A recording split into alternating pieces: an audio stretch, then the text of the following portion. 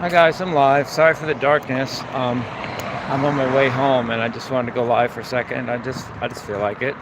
I'm just going to discuss some miscellaneous things, maybe all over the place as far as topic, but I thought it might be interesting. So first, I want to talk about math a little bit. I don't talk a lot about math, but it's something I grapple with because I did finish 3 years at Harvey College. Not only did I do most of the work that I would have needed to get a degree at Harvey College in the 3 years I was there, but in a lot of colleges, what I learned would have been actually more than what you maybe have learned in 4 years at some other college. But I just want to talk about math for a second. There's a thing in math called base. That BASE. That's the number of digits you're using in your system, and the most common math we have is base 10, and that's because there's 10 digits from 0 to 9. 10 isn't actually a digit. 10 is a 1 and a 0, but 0, 1, 2, 3, 4, 5, 6, 7, 8, and 9 make 10 digits, so it's called base 10.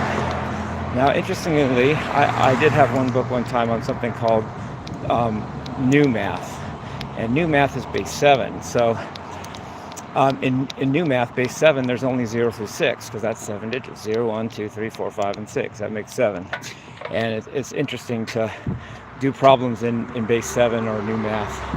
It's really confusing. In fact, Billy Crystal said in one of his movies something about it's the new math that kills, that confuses kids and makes them crazy. It's a joke, but there's some truth in that, I guess, maybe. Now, finally, there's base 2 math, and there's only 2 digits, and that only has the digits 0 and 1. And what's interesting, that's what the word digital comes from. That's why we call electronic things digital versus analog. Digital delay versus an analog delay. Digital things break everything down into zeros and ones, and zeros and ones are digits. So it basically can be thought of as on and off, yes and no, just two possibilities at any point. And it simplifies. Even greater problems and greater machines can be reduced to just a series or a group or a society or collection of yes or no switches. This switch says yes or no. If it turns on yes, it turns on this switch that says yes or no, which turns on no. With that, it's a network or a society of switches. In fact, our minds, according to Marvin Minsky, professor of MIT, who started the AI thing, at least in part, wrote a book called The Society of Mind, M-I-N-D, where he breaks down the mind into little parts of yes and no's. Like our brains could be digital. Our brains might be just nothing more than a bunch of what he calls agents, A-G-E-N-T-S, that only do yes or no, but combined in not only collections but hierarchies or orders or functions. They make up, with billions of them, of course, they make up what we call a brain or a mind. So that's interesting. I was going to say about that for a second here. Okay. Yeah, I think that's interesting. And one more thing. I had another point. That's why I hesitated. What I've heard, from what I understand about AI and computers, the digital thing is a big barrier to computers right now that they haven't crossed. And let me explain that if I can. If you think of zeros and ones as yes and no's, like computers only, if computers are digital, computers really only know how to say yes or no. But there's a third option. What about maybe, or just ignore? Computers can't ignore anything. And they say, I've heard it said that when computers graduate to trinary, or 0, 1, and 2, where 0 might be ignore, 1 might be no, and 2 might be yes, where computers can not only decide to yes a thing or no a thing, but to ignore a thing, I've heard it said or thought about, that will be a singularity in the evolution of AI, where AI will actually be able to mimic humans for real, not just they're artificial, and so we're superior, and we've got that extra. All humans might have that AI doesn't is that, besides physical bodies, but whatever, that's duplicable, I guess, is the fact that we can say we can choose to ignore something, and computers can't do that yet. So when computers graduate to trinary, where they can say yes, no, or forget it, that will be a point where, if that happens, or maybe if the question is when it happens, that will be a point where computers actually can really will be able to go over the top and beat us in the arm wrestling match of brains. I mean, really, for real. I mean, it won't even be like a question anymore. It won't be like, they will be able to. They'll almost have a soul, because they'll be able to act like a person, not just an intelligent machine. Even though we might be machines itself. Maybe this is just semantics right now, but nonetheless, the principle stands. It's still a valid point. So anyway, I just thought I'd bring something about math. And while I'm talking, I'm just talking.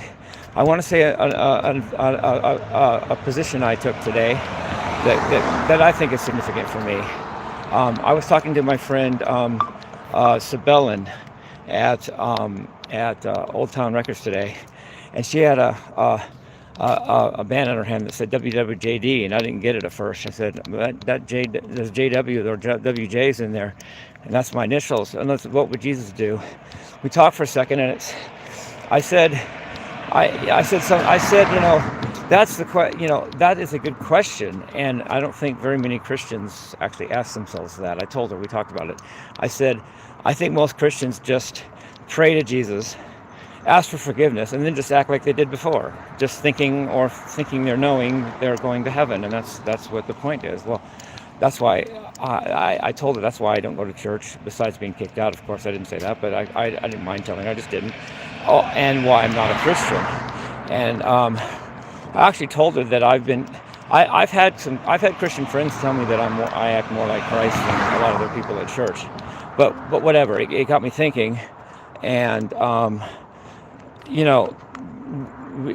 me, it's not who I pray to and who I bow down to and whether or not I ask for forgiveness for this or that. It's how I act. It's my karma. It's my energy. That's what I feel like it's important in me, and what I feel I'll be judged for. If it's that other thing, then God help us all. LOL. What about all the Muslims that are good? They're all going to hell because they don't serve Jesus. So that you can just cross them off as burning in hell forever because of where they were born or when they were born. Cross off the Far Easterns because they worship Buddha, or maybe they worship the Tao, or maybe they're whatever, but they're going to hell because they don't worship Jesus. So they're all going to hell. You got most of the world already going to hell, and then among the people that in the lands where your zip code is correct for eternity, LOL, to borrow an idea from David Icke, the great conspirator that is in Isle of Wight in England. Even in Christian lands, we're still not even saved because we point fingers at each other, and you're going to hell for this, and you didn't accept Jesus, so you're out of here. You're going to hell. Everybody's going to hell basically. I decided after that conversation, just an hour or two later, I decided that Rush has a lyric in Free Will that says, if you choose not to decide, you still have made a choice. Well, I had been choosing not to decide whether I was a Christian or not, if, in fact, the Bible is true. Now, I made a decision tonight. I decided that if the Bible is true, I actively decide not to be a Christian. I'm just not. I don't agree with it. I don't want to agree with it.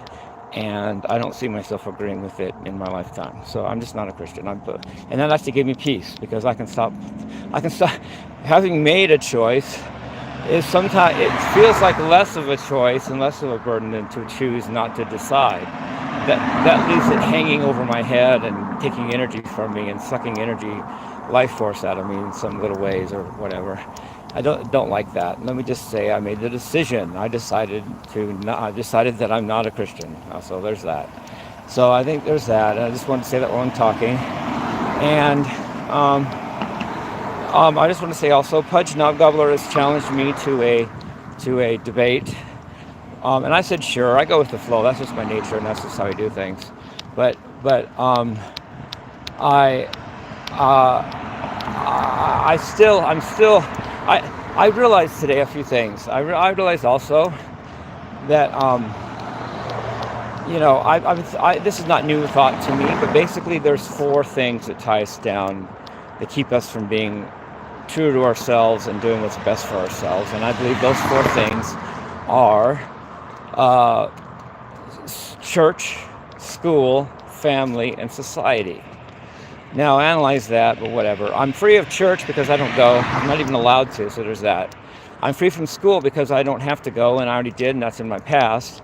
I'm free from family because I've never met a blood relative, and in fact, I don't have a family. So the only thing I deal with is society, which is actually not bad. It's not bad on the freedom scale. So that's cool. And so as far as the Pudge thing, as far as the debate with Pudge, he's not going to play church, school, or family with me. If I don't like the way the interview, or not the interview, but the debate is going, I'm just going to click off of it. But I'm agreeing to do it because otherwise, hey, good to see you, man. Thank you. Otherwise, then I'm just giving in to fear or chickening out. I don't do that. So come on, bud, do your thing. But if you irk me or make me no longer want to do the debate, that's on you, and be unsurprised if and when I decide that I don't want to continue. So, but I'm agreeing to it. You've got to be up to the task yourself, and you've got to treat me with enough dignity and respect and sanity to keep me even doing it. So anyway, and I plan on rocking really, really great. Yeah, I plan on rocking Surrender by Cheap Trick tonight. I'm looking forward to it. So anyway, I love you guys. Peace. Rock and roll.